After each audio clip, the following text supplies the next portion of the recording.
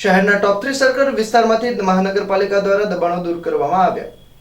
ભાવનગર મહાનગરપાલિકાનો દબાણ હટાવ સેલ આજે ટોપ 3 સર્કલ પાસેથી દબાણ હટાવવાની કામગીરી પર પહોંચ્યો હતો।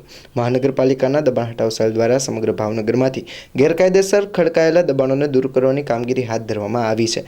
મહાનગરપાલિકા દ્વારા ટોપ 3ના રોડ ઉપરના રસ્તા પર કરાયેલા દબાણો, રસ્તા પર લગાવેલા હોર્ડિંગ્સો તેમજ મંડપનો સામાન વગેરે ટોપ 3 સર્કલ નજીકથી દૂર કરી જપ્ત કરી લેવામાં આવ્યો હતો।